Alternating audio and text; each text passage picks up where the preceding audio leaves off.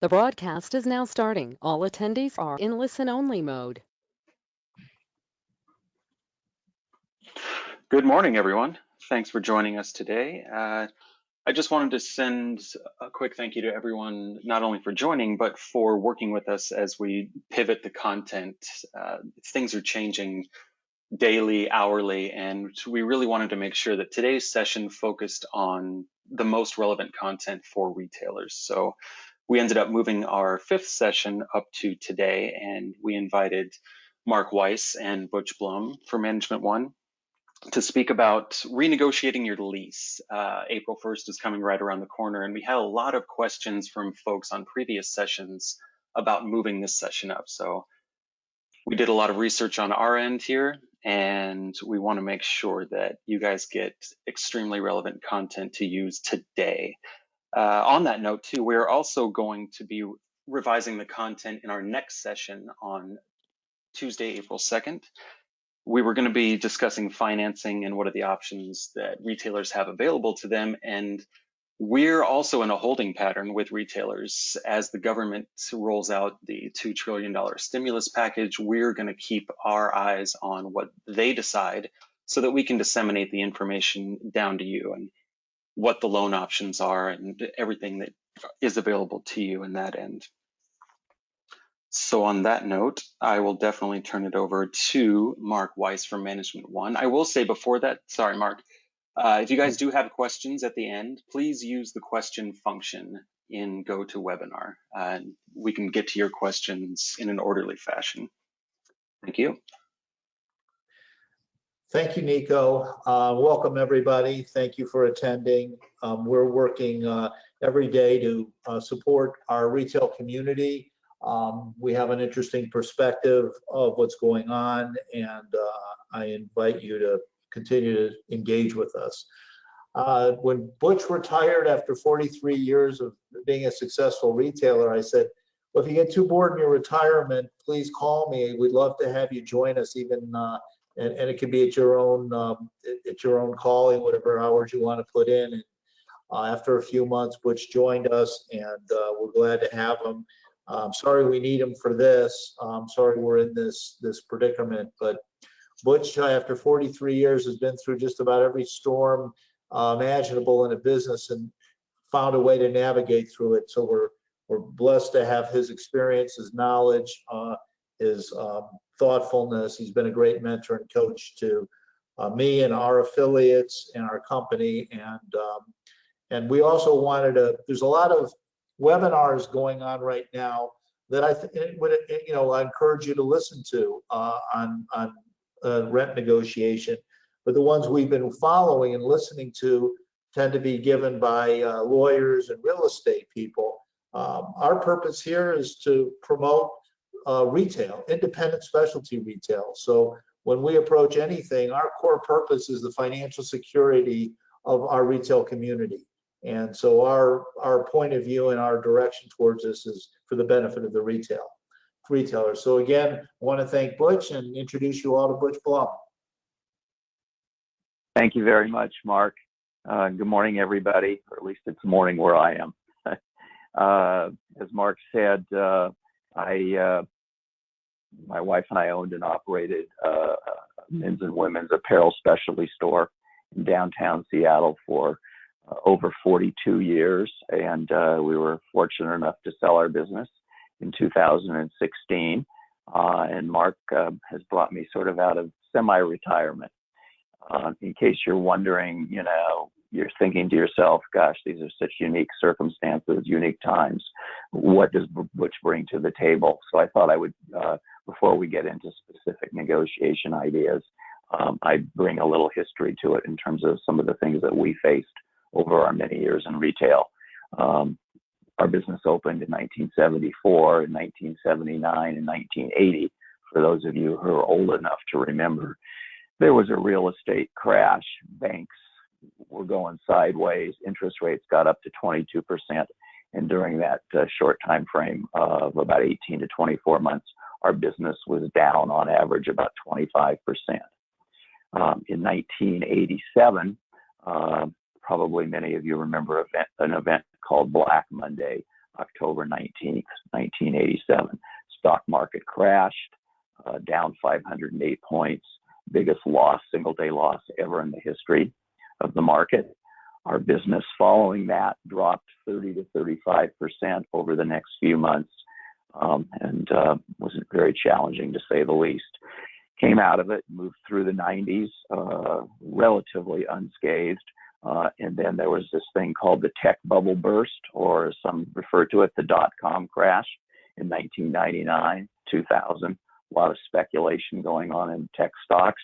And all of a sudden the market dumped big time, and business was off 30 to 40% for the next couple of years. And then the subprime mortgage crisis occurred in late 2008. And it's now fondly referred to as the Great Recession.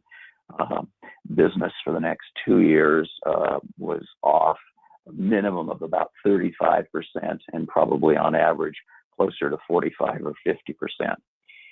And just again, to put it in perspective, to realize some of the things that we faced while all this was going on, in the late 1980s, our business was shut down twice, once for 2 weeks and one for 6 weeks, both as a result of ongoing construction adjacent to our building.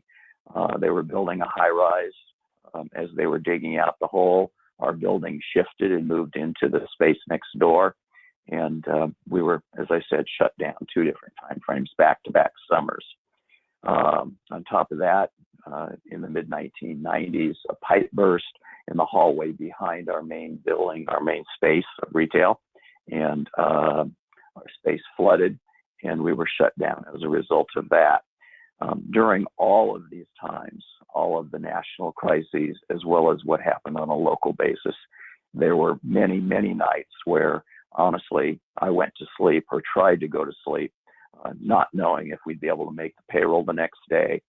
And, honestly, I think the only thing that got us through all of these events were just, I guess, our attitude, the way we approached it, and just our survival instincts. I really am a strong believer in one's will. And I think that what you're facing right now is an incredible challenge, probably the likes of which we've never seen before. But I really, truly believe for the ones that are proactive, as necessarily as opposed to reactive, the ones that plan ahead and think about it and handle things in a very logical fashion, I think you will get through it, and there will be an end to it. And I do think that we will all come out stronger as a result.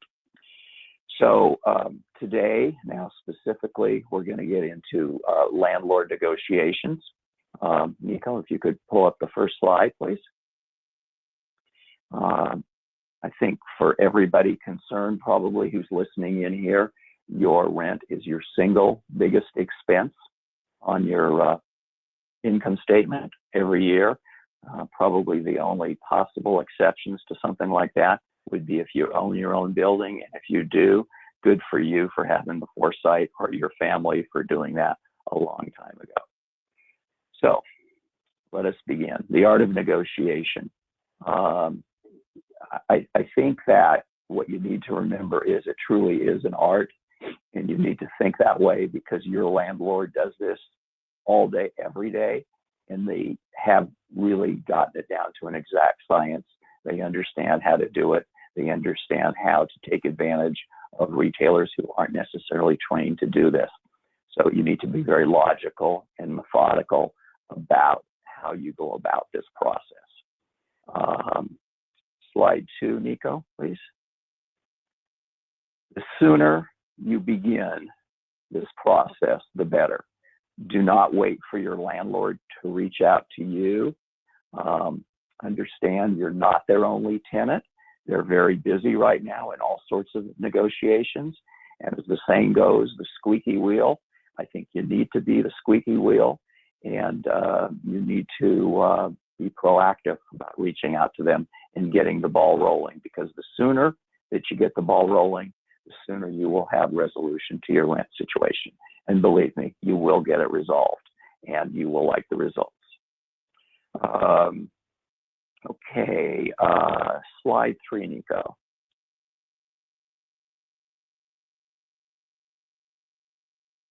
Okay, the importance of beginning the rent relief dialogue. Okay, there's different strategies that you can go about doing this depending upon your individual circumstances, because your situation is unique to yourself. It is different than any other retailer. You know, there's a lot of variables here that you need to consider, or that your landlord certainly will consider. So it's going to play into your negotiations. Number one, are you a long-time tenant who has been paying overages regularly? In other words, your rent percentages, and are you on time every month with your rent? You know, what are the terms of your existing lease? How long do you have left on that lease? Is there a personal guarantee on that lease? Is lease extension with better terms an option? Does the landlord have local ties to the community? Let's move on to the next slide, because that sort of transitions us, if you would, Nico. Okay. Remember that cash is king in any business, and you really need to focus on lowering your outlay as much as you possibly can, because most of you, I'm assuming, are closed, and for many of you, there's not much cash coming in. I do hear stories about very creative retailers and what they're doing to generate business, and good for you for doing that. But you know, it's probably not nearly what you normally bring in. So you need to mitigate this by making sure that your expenses are in line relative to what your sales are. Okay.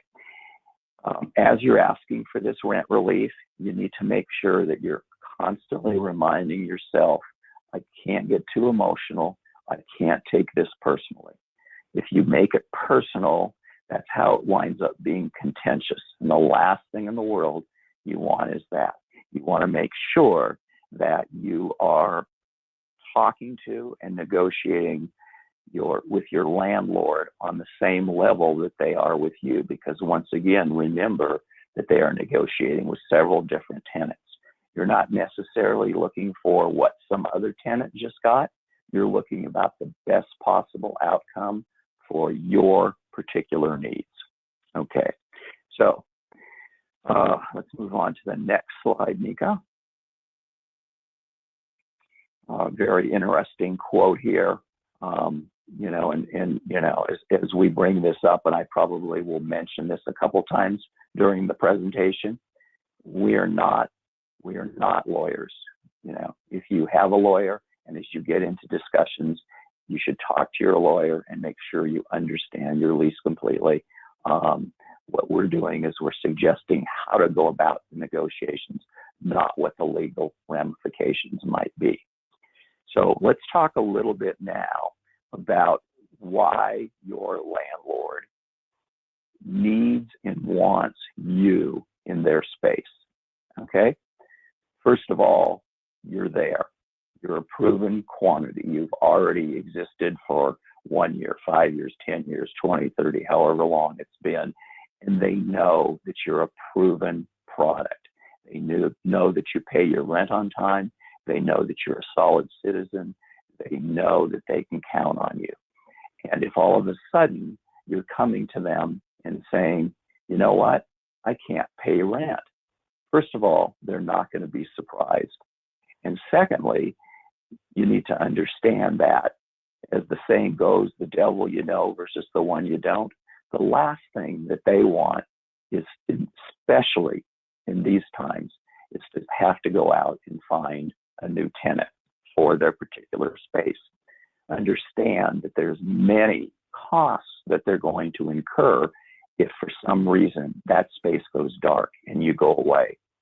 They have the cost of finding that new tenant, which is absolutely prohibitive. They have the downtime, where if you go away, how many months is it going to take to fill that space? Where they have no rent coming in at all. They're going to hire a broker. What percentage are they going to pay that broker to bring in a new tenant? That new tenant is going to require tenant improvements. How much is that going to cost them? $25 a foot? $50 a foot, maybe $100 a foot. So there's a lot of concrete costs that they're going to be incurring here. So believe me when I tell you that it is advantageous for them, and they are motivated to keep you in that space. Next slide, Nico. So here are a couple of the next two slides.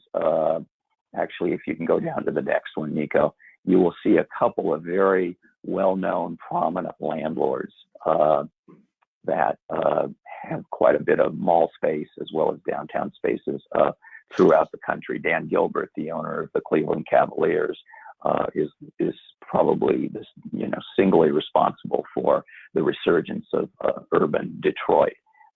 He did an amazing job, and he reached out. He was one of the first immediately to all of his tenants and said, hey, you've got free rent for now, I think it's for the next 60 days or something like that, and I think that's, incredibly generous and proactive on his part. What you need to do, and I don't mean to belittle what he's done here, is you need to understand what he's offering. And I think that, as Mark said earlier, we're trying to present it from a retailer's perspective. Most landlords, what they're going to do is they're going to try to give you free rent and then put that rent on at the back of your lease when you reopen. So we're going to get into that in a second, and we're going to talk a little bit about specific terminology and how you can apply it to your negotiations. So let's go to the next slide, Nico. Initiating the conversation. As I said earlier, landlords know what's going on. They're not going to be surprised to hear from you. It's essential that you get these discussions going as early as possible. I would suggest that you do it this afternoon, tomorrow, that you do not let it linger. There's a link available that you can click on. We've composed a letter, a template that you can use. Obviously, you're going to tweak that letter according to your own specific needs based upon whatever it is that you have going on with the landlord. It's not going to necessarily be the same letter as a friend of yours might use. Under normal circumstances, and I realize these are not normal circumstances, you're going to reach out to that landlord and you're going to set up a face-to-face meeting. With social distancing, that's something that we can't do right now. So probably you're going to reach out to them, I would say, either by phone call or email to set up a meeting. That meeting is either going to be on the phone, or if you're comfortable video conferencing, I would certainly encourage you to do a video conference. I think your landlord is going to be more sympathetic to you, to your needs, based upon being able to see you. I think there's no substitute for that. But as I said, if you can't do that, certainly a phone call would be appropriate as well. Okay, let's go to the next slide, Nico. Will do. I just want to say to folks as well, it says link here on the screen. We are going to send you these slides as well as a video recording of this webinar. So please don't try to click the link right now on your screen. We're going to send it to you right after. Great. Thanks, Nico. So the next slide, it talks about initiating the conversation. Something we want to interject here is, as I said earlier, each retailer has a unique set of circumstances. You all have your own leases, different than anybody else's, and your relationship with your landlord is different than everybody else's, and your history with them is different. So a question came up earlier today that was brought to our attention. If we have the same landlord, if we're part of the same, let's just say mall as an example, wouldn't we have strength in numbers by going to that particular landlord and all asking for the same thing? My response to that is, I understand strength in numbers, but I wouldn't necessarily go that route, particularly if you have a long, good standing relationship with your specific landlord. I would negotiate as good of a lease, renewal or renegotiation as I could based upon my relationship. What you don't want to do is you don't want to ride on someone else's coattails because you don't know what their coattails look like. I think it's imperative that you do best for your particular unique situation. Also, in these discussions, I think it's crucial that you remember as you're starting this dialogue that you're being as open-minded as you possibly can. And the only way that this is going to work for you is if it works for the landlord as well. So you need to understand that it's give and take, and you want to find some middle ground that you can live with. But as the saying goes, it needs to be a win-win situation. That's your ultimate goal. Okay, next slide, please. Okay, having the conversation, okay? You need to understand your lease. You need to understand what it says. This is where if you don't understand, you bring in someone, possibly an attorney, who can help you through this. Or, you know, as Nico will tell you, probably at the end, or Mark will tell you, we will be posting opportunities to reach out to us through our support team, and people like myself will be available to get back to you to help you understand certain clauses, certain facets of your lease that maybe aren't clear to you, or what the ramifications might be of a certain negotiation. So we're here to help you in any way possible, and it's absolutely critical that you do understand what your lease says. Under no circumstances do you want to get caught in a situation. A retailer said to me yesterday that they're going to just stop paying their rent on April 1st. And I said, so your landlord knows that, and you've discussed that with your landlord? And they said, oh, no, we're just going to not pay rent. And I said to this person, you can't do that.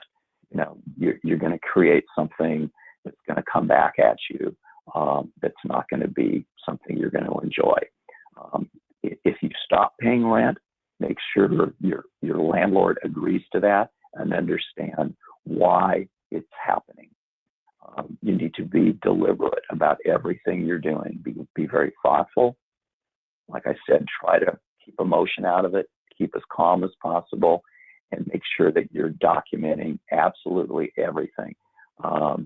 You never know when a week later, a month later, or 6 months later, you know, as things start to get back to whatever the new normal is, that conversations might come up where you need to refer to something that you discussed a few months or a few weeks earlier.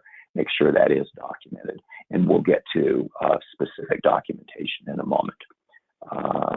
Next slide, please. Okay, understanding the negotiation. As I said earlier, all landlords, or I shouldn't do that, I'm generalizing, I apologize. Most landlords are going to try to get you to sign on for a rent deferral. You'll see the term abatement right there, rent abatement and deferral. What's the difference?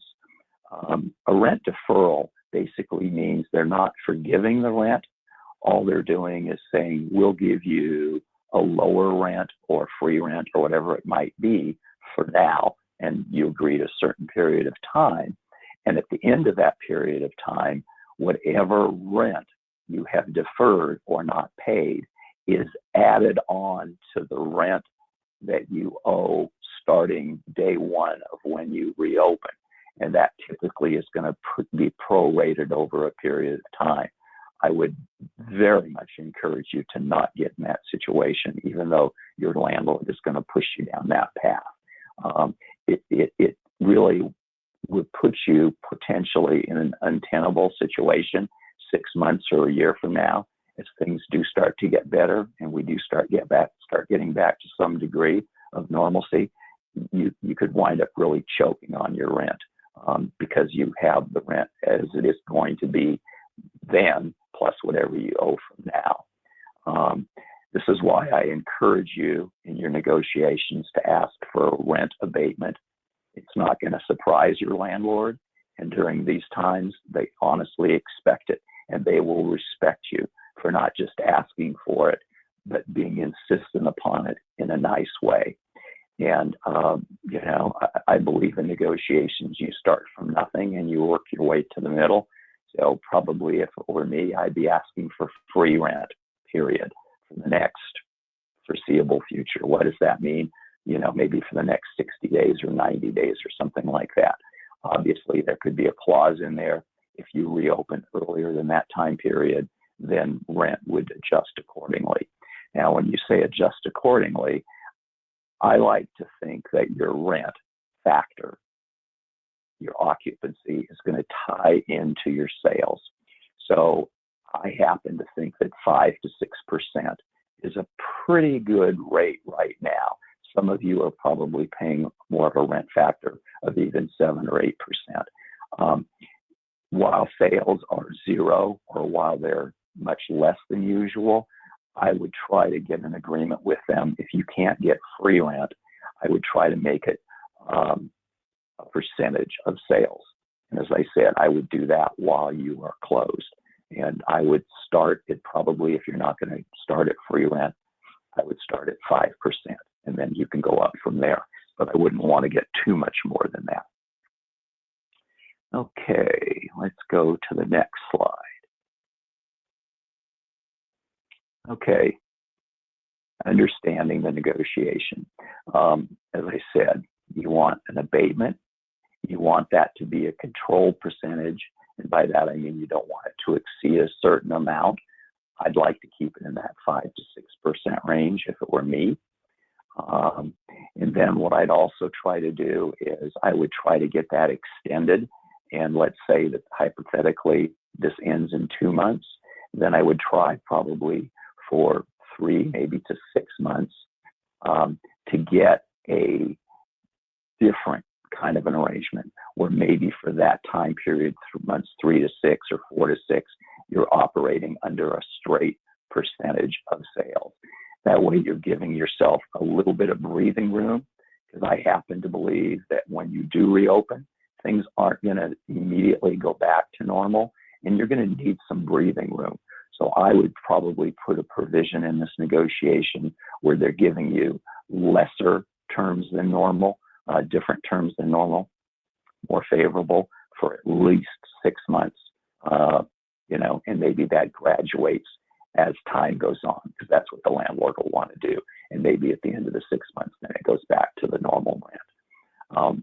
Make sure that as this lease is rewritten and you agree to the terms with the landlord, that they're creating an amendment for your review, for your signature, for their signature, that you have on file. Every single lease amendment that was done in our renegotiations over our 40-odd years, I think we had 6 different lease amendments. You want to make sure that that is cast in stone, and that's not something that later they can come back to you and say, oh, no, that's not what we meant. Make sure that you have in writing exactly what they meant and what you meant by it. Let's see. Okay, next slide, please, Nico. If you're not going to pay rent, as I said earlier, be at least prepared to understand that certain expenses, certain taxes, certain occupancy taxes, depending upon if you have a triple net lease or not, are going to be still incurred. So that can be part of your negotiations, just as if you're paying a portion of your rent based upon percentage. But make sure, once again, this is spelled out very clearly, and that is communicated from both sides, so you're very clear, and it is in writing exactly what it is that the new arrangement is. Okay, next slide. Okay, this is kind of wrapping things up. A quote from earlier, just remember one very important thing, and that is your landlord does this for a living. So make sure that you're not, put in a position where you don't understand what they're saying. Do your homework before you reach out to them. Understand your lease. Understand exactly what it is that they're asking of you. And if you don't understand, make sure that you're getting counsel so that you are able to proceed forward without any lack of knowledge or questions. So that concludes my portion of the presentation today. I'd like to thank all of you for listening to me. Hopefully I didn't drone on too long. At this point in time, I'm going to turn it over for Q&A, and I think Nico, who's already on the call, is going to take questions, or has been taking questions from the audience. Thanks again for your time, and good luck to all of you, and I will be on board to help in any way I can. Thank you, Butch. Yeah, I also wanted to mention, if we don't get to the questions here, we did put our email address up on the screen, and I'm also putting it in the chat function as well. So feel free to reach out to us at support@managementone.com. We can send a direct line to Butch, and he can offer more detailed answers to some of your specific questions. For all of the folks asking if we're going to be sending the slideshow, absolutely. We're going to send a recording of the video and a slideshow as soon as we process the video. I did put a link to the lease letter also in the chat function, just so you guys can take a look at that right now. But let me get to a couple of specific questions that folks put out there. And I'm going to pose these to you here, Butch. One person asked, has anyone learned about the SBA relief package? It's said to cover your expenses while you're forced to close. I think that one might be a little early, but we are going to keep our fingers on the pulse of this. Whatever the government decides to do, we are going to pivot our content for the webinar on Tuesday. But Butch, I don't know if you've heard anything in the last 24 hours that would be applicable to lease negotiations on that end. Probably not. I think probably, again, I'm reading everything I can get my hands on and trying to stay as familiar with possible. I think the new stimulus package, first of all, it needs to be approved by the House. But even once that's done, I think everybody's going to spend an awful lot of time just sort of deciphering what it all means. So, I think that could be part and parcel of the negotiations. But I think for the most part, I think it is something that will be separate. And, I think it's going to have a lot more to do with employees and who have been let go and how they're compensated than it is necessarily with renegotiating the lease. Yeah. I have about 2 or 3 different questions phrased differently, but they all basically say, how do we approach a landlord that basically says, look, I need to pay bills too, and they're coming almost like a brick wall, that they're not moving? What type of leverage do retailers have in that respect? Obviously that's an excellent question, and I'm sure everybody's concerned about that. I think I'd go back to what I said earlier. The last thing in the world that any landlord wants is to see a space of theirs, let alone many spaces, go dark. And the leverage here is you. You are the proven quantity here. And, I never in negotiations like to threaten anybody. And I think over the many, many years that we renegotiated or just negotiated a new lease, there was only one time where somebody was really getting nasty and playing hardball. And I sort of responded in kind, and I regretted it later. That's why I keep talking about, try to keep it as unemotional as possible. Keep your cool about you, your wits about you. And for a landlord that just doesn't move, I think that you have to rely upon your wits in getting through to him and pointing out, and again, in a very calm fashion, what the repercussions might be. Because the threat of finding a new tenant that might have been real a few months ago or last year or a couple of years ago, I don't think that threat's going to work very well coming from a landlord for now. So I think you're dealing as a retailer, as a tenant, very much from a position of strength. So don't be afraid to exercise that strength in a very nice and calm fashion. Right, and Butch, I just kind of want to add on to that. Don't go into a negotiating against yourself. And what that means is that sometimes you have to remember what it is that you want to get out of it, and as Butch said, be thoughtful about that. But don't start negotiating that the landlord's going to say this or the landlord may say that. That's what I mean negotiating against yourself. Don't lose your position because you think in your mind, and you're making things up in your mind, that this is how the landlord's going to respond. We have found that many landlords have already been extremely generous and kind and sensitive to the situations of many of our clients. So again, don't negotiate against yourself. Yeah, Mark brings up an excellent point, everybody. And, you know, another way of looking at negotiating against yourself is I always was taught in negotiations to try to get the other party to move first. Your landlord's going to try to do that with you. And if they're sort of immovable in that regard and they're absolutely requiring, you know, what is it that you want? What do you need? That's why I always say start from a position of zero and, you know, just say, hey, I need free rent for the next 3 months. Period. That's it. You needn't say anything more. And then see how they respond. Because what you don't want to do is you don't want to say, well, how about if you reduce our rent by 50% for the next 3 months? And what if the landlord was willing to give you 75% or they were willing to give you free rent? Then you've already given up 25 or 50%. So you want to try to get them to budge first if you possibly can. And if they won't, ask for the moon. The worst they can say is no. Yeah, I also think as you prepare, another point in preparation is to look at your options.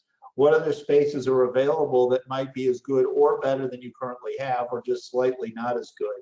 And talk to them and see what they would be willing to do, because a prospect is something that's valuable to somebody that doesn't have it. So I would definitely do my research so you know what the marketplace is willing to offer you for you to leave, especially if you've got a lease that's coming up.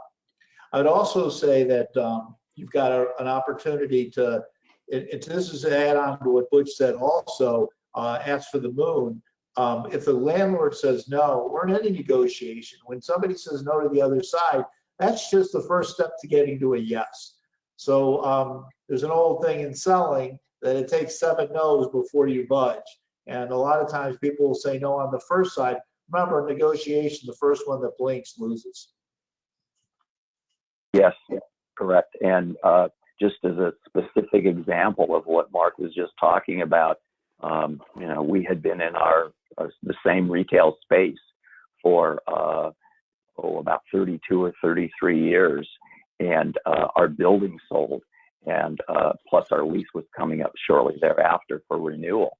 And we went to the new owners to try to extend our lease, and they were really trying to jack up our rent considerably. And this went on for quite a while, and I finally said to my wife, we need to look for another space. And she said, this is the last lease we're ever going to sign. We're not moving. And I said, can I at least go out and look? Long story short, we wound up finding a better space, a better location, about a block and a half from our old space. We wound up negotiating an incredible lease. The tenant improvements were abundant. It was a beautiful new space on a street corner, traffic going both ways off the freeway. Our first month after we moved was the biggest month we had ever had in our store history. So don't be afraid to hold that in your hip pocket as well. That always can be a point of negotiation. Again, you want to be dealing from strength. So Mark's right. See what's out there. Be familiar with your market. Excellent. This one gets a little more technical. How does the strategy differ if I have month-to-month rent, or does it? If you're comfortable with month-to-month rent, I don't think the strategy really changes that much. It would make me a little nervous, personally. I would try to see if I could get something on a little bit longer term basis than that. But I think the strategy is still similar. The only problem is with month to month, you are losing a lot of your leverage. You know, again, something I didn't mention earlier in terms of your renegotiations, what you want to think about doing is you're discussing options. If you're going to get free rent or a significantly reduced rent, you might want to discuss with the landlord that I'm willing to extend my lease. We now have a 5-year lease. Can we talk about a 10-year lease? That's going to be very attractive to your landlord. That increases the value of their property. So that's something else that I would consider in your discussions or negotiations. But as far as month to month is concerned, no, I think the discussions are similar. I would just make sure that you understand you don't have nearly, as I said, the leverage that you would in a long-term lease.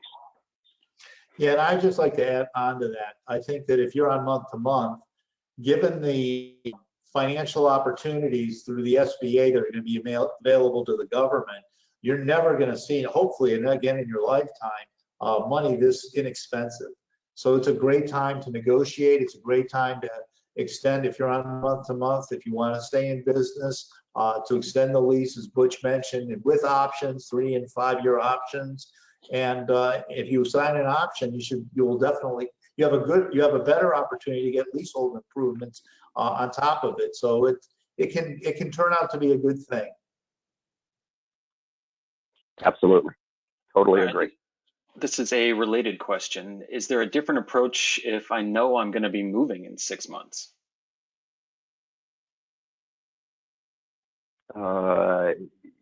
I'm assuming that the landlord doesn't know that you're going to be moving in 6 months. So I wouldn't probably not share that with them. That probably is not going to strengthen your position in negotiating the rent downward. So I would just negotiate the same way that we've been discussing. And who knows? Maybe the landlord is going to cut you such a good deal that maybe you might not want to move.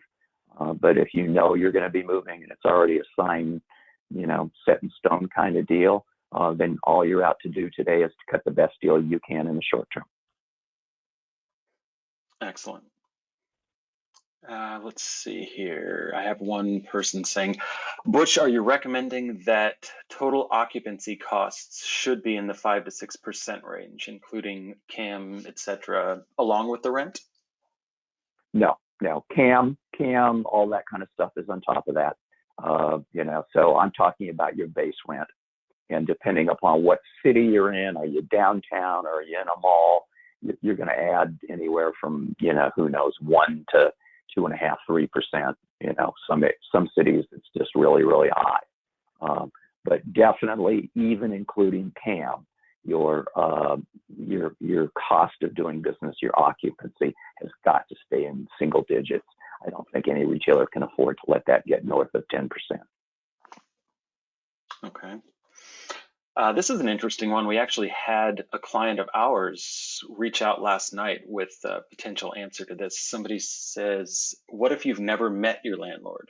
My landlord is basically absentee, and we communicate with a management company. We had a client last night that gave us their success story. They reached out directly to the management company, and within 1 hour, they got a response from the owner with rent reductions. So I'll let Butch speak more on this one, but I would definitely leverage the management company if that's your only outlet. Yeah, absolutely. Don't be shy. Again, you don't know if you don't ask. And, sometimes these management companies are instructed to just deal with it, and maybe they've already been given parameters. Okay, you can give them a 25% rent reduction for a month, or maybe for 2 or whatever, maybe 50%, and for people that are asking for more than that, they're just basically told to say no. Again, using a specific example, when we moved our space several years ago, and we're not intending to do it, the new owner of our building was based in New York, and we tried to reach out, and we're having no success. So we went through the management company and, basically said, we're looking at new spaces. We're seeing what's out there. We do not want to move. And it was amazing how quickly we got a response. So sometimes, not an idle threat, but just making them aware of your options and what it is that you're willing to do.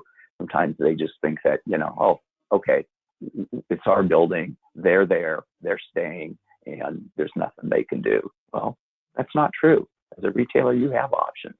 So I love the story you just told, Nico. I think that's great.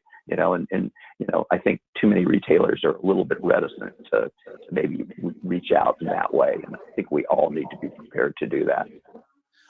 Nico, I just got a text from a landlord, I guess who's listening in, and they said, as landlords, we're telling our tenants just to pay CAM, and their center is full, all of their tenants accepted. Excellent. Good for you, landlord. As long as you're not packing it all on the back end. Somebody's asking, what if you're able to pay rent for April? You're just not sure about the future, May, June, and on. So do you negotiate now or wait until next month? I'm assuming you want to start as early as possible, but what are your thoughts on that, Butch? Oh, that's a really good question. And that's one that's good for that retailer for being in a position to be able to pay their rent for April. Yeah, I agree with you, Nico. I think they need to start negotiations now. And that money that they have for rent, if they can hold on to that, that might be far more valuable to them down the road, because none of us knows what lies in the future, how long this thing is going to go on. And I think whatever you can just do to conserve your funds and just be totally fiscally responsible, I think that's going to bode well for you down the road. So I wouldn't be too quick to let loose of that money, particularly when, I think you can probably negotiate whether it be free or close to free for now, and get it abated rather than deferred. Why give up that money if you don't have to? Yeah, I totally agree. I think that it's sound, and you use the word conserve. I would agree. I would use the word preserve cash. Cash is king, and the people who have it, when we get out of this, are going to not only win, but they're going to capture market share. Retail Dive last week predicted 15,000 retailers would be gone when this is all said and done. I don't know if that's where that number came from or if it's a true number, but for those people who have cash, you have lots of opportunities to do lots of things and capture market share. So to the extent that you can preserve cash and leverage your assets correctly now, plays into a longer term strategy for the success of your business. Yeah, Mark, they actually pulled that number from a research study that was done by an industry firm. I can add that into our slides as well. That's a good reference to point out. Somebody's also asking, have you ever added to your leases that the landlord gets paid based on foot traffic? I would add in maybe other metrics as well. Is it wise to tie your lease to certain retail metrics? I think there might be, in these times of electronics and technology that's available, I think leases in the future might be written a little bit differently. I would be a bit reluctant to tie it into foot traffic, mainly because everybody's conversion rate is so different. And some stores don't, they're looking more for a big sale, and they might not be converting that many people that are walking through their doors compared to another store that's looking for a far higher conversion rate. So I don't know, Mark might have an interesting perspective on that. I would be reluctant to tie into those metrics personally. Yeah, I would agree with you. And it depends on the nature of your business and what your average unit per transaction is, and things change. We have a luxury retailer that went into a shopping center, and they built a successful business. And over the last 2 or 3 years, high-end luxury, two other high-end luxury retailers came in. They created great synergy, and it benefited the landlord. They're actually using that in their negotiations right now with the landlord. So it's foot traffic is a difficult metric to when you look for a place, you want to, there's a lot of elements that go into a decision for a location. So I agree with you, Butch. And for anyone on the GoToWebinar software right now, I put the article Mark referenced in the chat function with the 15,000 stores. It's definitely worth a read from Retail Dive. One person is asking about personal guarantees in the lease. What if your lease has a personal guarantee? This particular person said if there's a default, they are personally responsible. Yeah, many leases are going to be tied to personal guarantees. I always did my very, very best to not sign a personal guarantee, but from time to time, that was attached to our leases. It does put you in a more challenging position. Even with a personal guarantee, I think you're going to find most landlords are going to have sympathy and an openness and a willingness to discussions. And particularly if they have local ties to the community, the last thing in the world that they need is get bad press and to have a situation become public in the media where they, during times like this, were not willing to negotiate with a tenant, and the tenant was forced into whatever the situation is, giving up their home or some kind of voluntary bankruptcy or whatever the situation might be. So that's the last thing in the world a landlord needs or wants. And I guess specifically, I guess my answer is, yeah, it does change the dynamics when a personal guarantee is involved. You know, you need to be aware of it, you need to understand about your legal obligations, but I don't know that it completely compromises your leverage here. I don't think it does. And Butch, I think this is an example where you should negotiate against yourself. Just because you signed a personal guarantee doesn't mean you don't have rights to negotiate. And I would certainly exercise those rights and negotiate with the landlord. When you signed that personal guarantee, you did not know that there was going to the governor of your state shut down all your businesses. So I would say that in this instance, you're dealing with a pandemic that you didn't know was going to exist when you signed a personal guarantee. Things changed. So I would definitely talk to your attorney about that. I know that one of our clients' attorney is thinking of suing the state when this is all over, just because it's discriminatory against businesses that have closed. I mean, you can go to Target or Costco and buy groceries and buy apparel and buy jewelry and buy a flat screen TV. So they get to continue to conduct business, but small, special, independent specialty retailers that have had to close because of this pandemic have that opportunity. So it really isn't fair. And I think that these are the kinds of things that you want to bring out when you're having a discussion with your landlord if you've signed a personal guarantee. Don't negotiate against yourself. This situation did not exist when you signed that agreement. Yep, Mark is correct. Totally agree. I do want to say one thing. We allotted this webinar for 45 minutes. We are a little bit over. I want to be respectful of everyone's time. If you do have to go somewhere, please feel free. We are going to send you the recording after. Butch, if you're okay to answer a few more, I'm happy to throw some more at you. Yep, please. I'm here. Happy to do it. Excellent. Let's see, we have one attendee. Their landlord says he has not been granted a mortgage payment reduction, so he can only offer a small abatement for 3 months if we pay all 3 months on time. What would be your response to that? You know, I view that, Nico, as a starting point or a point of negotiation, and they are going to move off that. The question becomes, how far are they going to move off it? And, you know, to his comment about, you know, he hasn't been offered any kind of a lowering of his mortgage, he's going to have remedies available to him. He's going to have opportunities to lower his payment, to lower the interest, to have certain things, probably more things available to him than you as a retailer will have. So I just view that as a way to negotiate.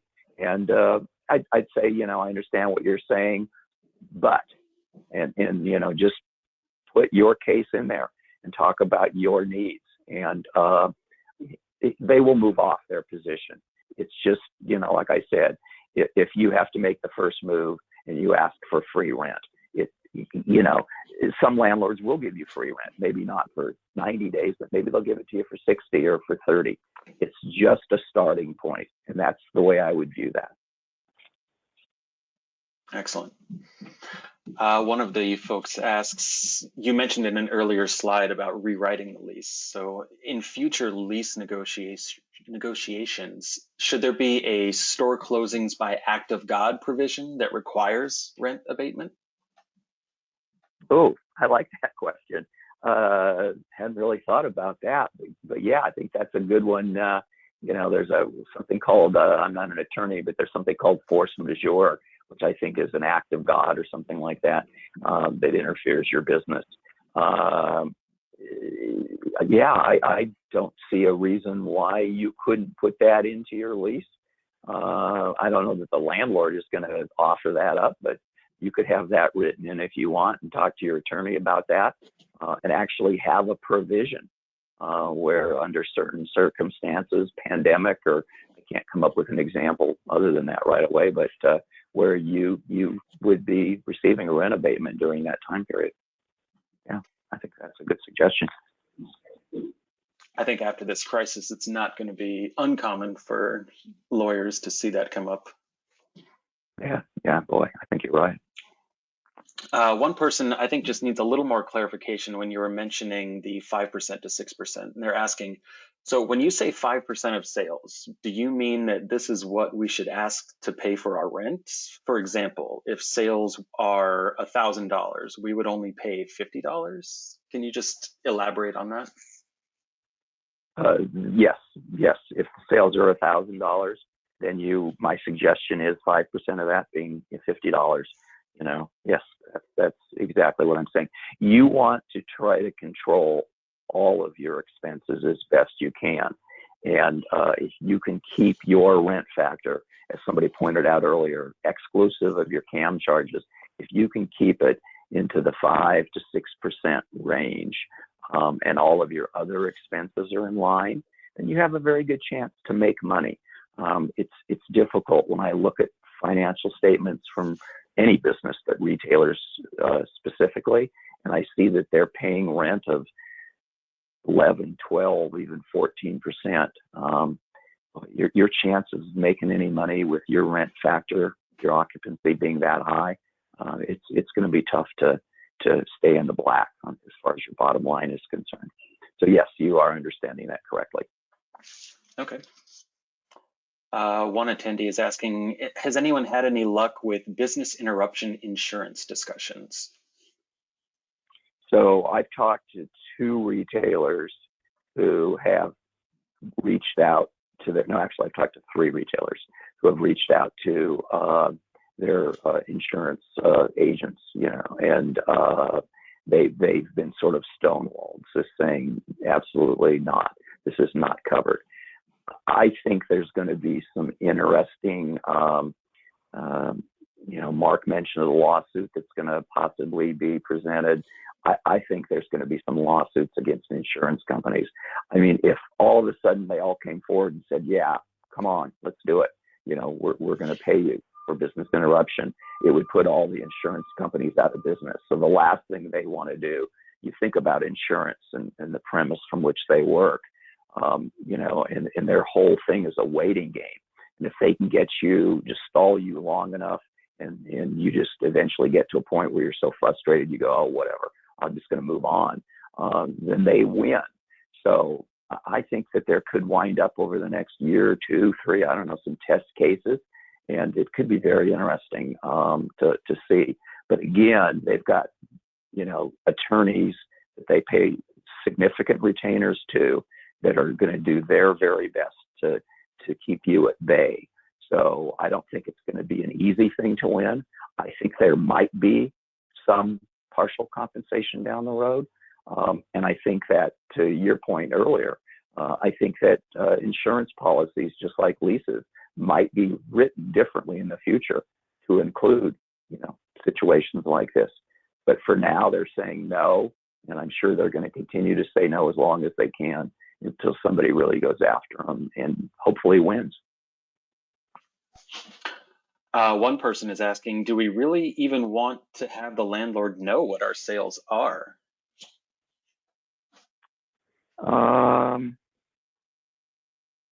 Pretty unusual nowadays that your landlord doesn't know. It sounds to me like this person that's asking is not on a percentage lease. So if for some reason you don't want your landlord to know, and you're adamant about that, then you in your head could come up with a formula that without coming up with a percentage, you come up with an amount, and maybe in your head you're figuring out 5% of sales for the first month, and maybe then you bump up the month by X amount, and maybe you make it a month-to-month negotiation depending upon how things are going. It's going to be hard for you to keep it from them how much business you're doing, and they're going to push hard to find that out. But if you're, like I said, if you feel strongly and don't want to disclose that information, then maybe make it a number instead of a percentage. Got it. One person is asking, when you say CAM, are you excluding real estate taxes? Their rent is broken down by 1, base rent, 2, CAM, and 3, taxes. Yeah, it's interesting. That's a good question. I think accountants do it differently, depending upon who you ask. And on some statements, you'll see real estate taxes in there with your CAM charges, and others you see it broken out. And when I said you got to keep things under, south of 10%, I'm including CAM charges and real estate taxes. Okay. I view all of that as an occupancy expenditure. One retailer's in an interesting position. They say, due to CAM adjustments from 2019, I have 2.5 months of credit that usually goes towards rent. So how could that influence my position of strength in reworking the lease? They have a 2.5% credit? 2.5 months of credit. Oh, 2.5 months of credit. Just on the CAM charges, not on rent. Right? No, it was adjustments from 2019, and it usually goes towards rent. And they were curious if that had any influence on their position of strength when they're reworking the lease. I don't know that it really changes their position of strength. It just means they sort of have money going forward that they can use, which is nice. That's a good position to be in. I personally don't see a way that strengthens their negotiations. I think it just is kind of like found money. So, I don't know that it affects anything other than they just get to deduct that off their invoice next month. Okay, and the final question here, I'm assuming the answer is no, because a lot of these strategies are pretty overarching, but they're asking, does it matter if the landlord is a mall, a building owner, on a street, or a shopping center? Not really. I mean, not really. A landlord is a landlord. There's some really great landlords out there. I mean, over our 40 plus years, we had one landlord for almost 30 years. And they were just so involved in our business. They supported our business. I don't think it really matters. I think that there's going to be great landlords in malls and downtown situations. And again, it gets back to your relationship with that specific landlord and their willingness to work with you. And it goes back to just having that open and honest dialogue and understand that they're in business too, that they need to make a living, that they need to survive. And, I just always firmly believe that there's a middle ground there that can work for both sides. And so you just need to go into it with that sort of attitude. But no, I don't think that it really matters where their property is located. Excellent. Well, Butch, I wanted to thank you for taking the time to stay on a little bit extra and joining us this morning. That was a lot of fantastic info, very relevant to right now. Thanks to everyone that joined us this morning and provided questions. I wanted to remind everyone again that we are going to have a follow-up webinar on April 2nd, on Tuesday. We're going to invite Rich Rose to discuss anything and everything in regard to finances. We have a set agenda right now, but we are going to revise that tomorrow and over the weekend, probably on Monday as well, based on what the government does. So I strongly urge everyone to register. If you can't attend the live session, we are going to send out a recording as well. And if you have any follow-up questions that you didn't throw out here, go to the chat function again on GoToWebinar. We included the email address that you see on your screen now. We also included a link to the lease letter template in the chat function as well, but we're going to send you all some slides and a video recording later. And just know that Management One is here to answer your questions. So please fire off anything you have at support, and we will return an answer to you in a timely fashion. We're here for you. Thank you, everyone. Thank you.